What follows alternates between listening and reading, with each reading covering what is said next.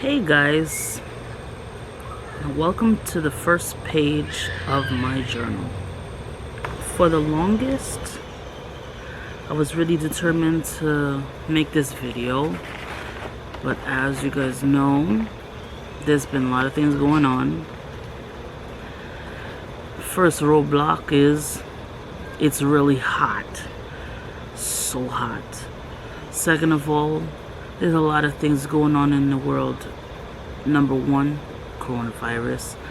Number two, this Black Lives Matter situation. It's really crazy. Number three, we had a bad storm. A lot of trees has been falling down and everything. But it's not an excuse. I'm here to speak to my future self and remind her all the things that has been going on. I need you to remember everything that's been happening to you, for you could know where you came from and why you're at this point right now, because success will come later.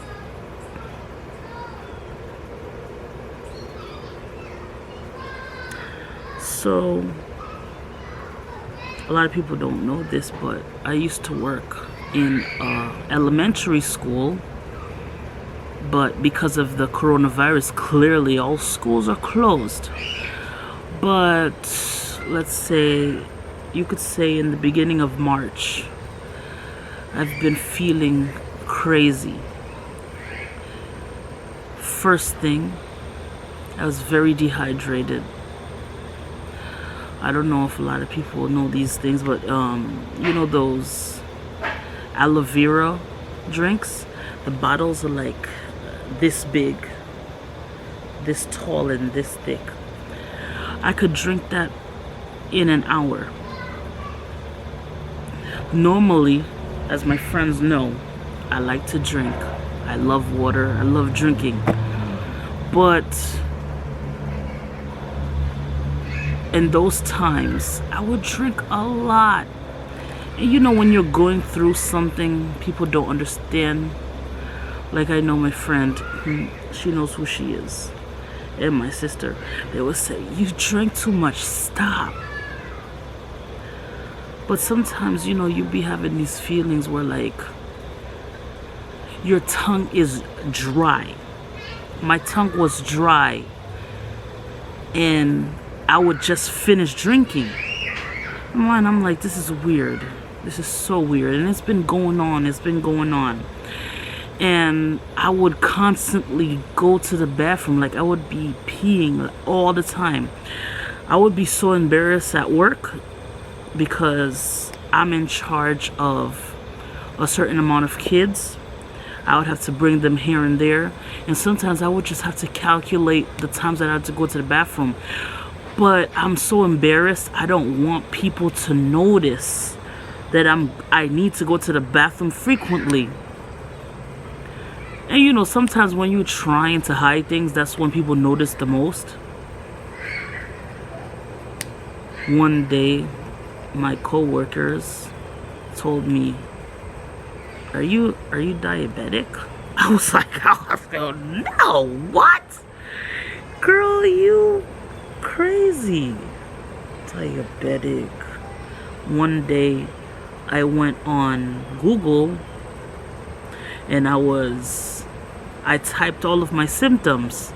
Said dry mouth, weak, because at that point, like, for me to go up the stairs, literally I felt so dizzy. I felt like I was gonna fall. But then I kept ignoring those signs. And then dehydration, I looked up in the Google, dehydration, weakness, and then I saw that word. I was like, nope, blood of Jesus, nope, it's not true. Me as being Haitian, I just power through it. It didn't stop me. One day I said, you know what, let me take a couple of days off, because I started feeling really bad. But then days went by and the school was calling me. They was like, are you ready to come back? One day I said, you know what? Let me go back to work. So I could say that was like around March 26th or March 25th. I powered through. And then the next day, which was a half a day, because that's when the coronavirus, like before, like a week before, it was something people were talking about. It was like, oh my gosh, we're hearing this coronavirus thing. When are they gonna close the schools? And then I hear people saying that it's just gossip. The school's probably gonna open up in like 2 weeks. And I said, okay. And then I had to go up the stairs, and literally I broke down. I started crying. And then I'm very good at hiding my feelings. So one day on the 26th, March 26th, exactly, my last day of work. I didn't know that was going to be the last day of school too, which was ironic. There was a funny way of that happening. The vice principal looked at me, and usually when I'm in school, I'm happy, the kids love me, I'm hype, everything. That day I was just out of it. And then the vice principal came to me and he said, are you okay? And literally I broke down. I cried on his shoulder. And I said, no, I'm not okay. He said, you know what? Go to the nurse's office. I almost fell while I was going to the nurse's office. I was that bad.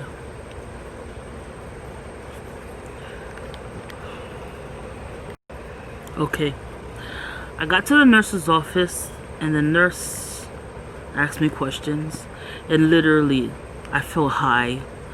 I've never been high before, but that day, it's like I kind of got a glimpse of what high was. I was like this. You're talking to me, but I'm not really there. She was checking, my vital signs and all that. And then she told me to breathe in her face. So I said, she told me my breath smells sweet. And she said, girl, go to the hospital.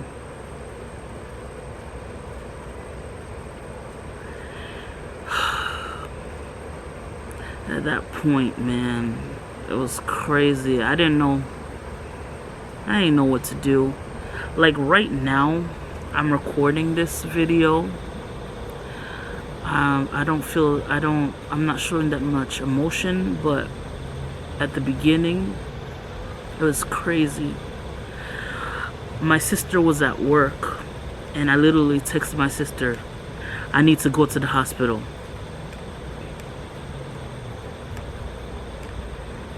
But then I powered through. I was like, you know what, let me give it another day.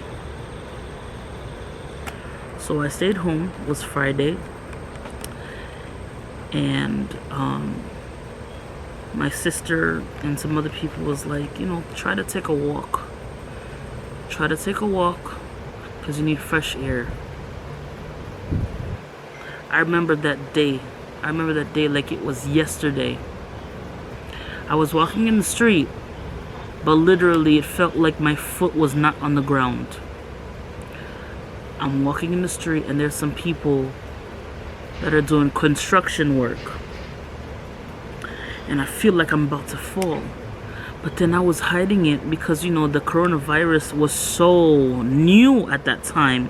And I don't want these people to suspect that I got the virus. I didn't even know what it was. I didn't even know what was going on with me. And then while I was walking a little more, I fell down. It was so weak. And I was like, you know what? I can't walk. I can't. Let me go back home. I literally dropped myself on the bed. I told my sister, please call mom. My mom, she works with a patient, and she works from like Monday to Friday morning, so she's not at home during the week. And this was a Friday, and I told my mom to please bring me to the hospital because I don't feel good. I really don't feel good. And as a Haitian, when you tell your family you need to go to the hospital, it's something really serious. In my life, I've never, ever asked to go to the hospital. I've never felt that way. My mom picked me up in the church van. The moment I got to the church van, I remembered nothing. Literally, I fell asleep. I was gone.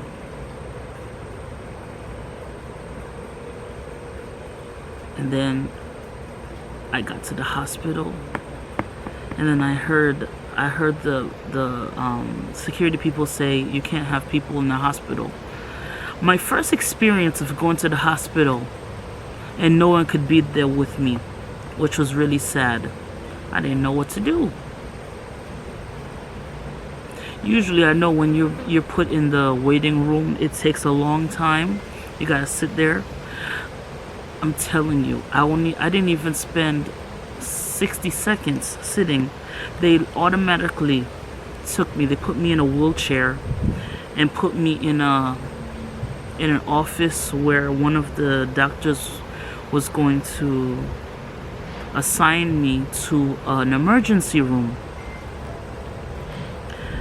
I'm a girl that's afraid of needles. And literally, this lady put an IV on my arm. Right here. I didn't feel it. She stuck me.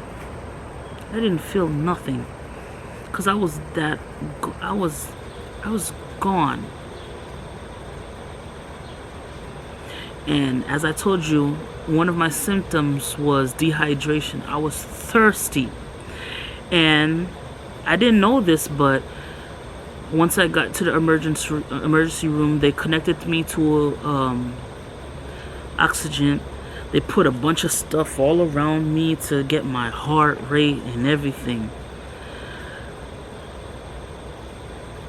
For the first hour, I was gone. I fell asleep.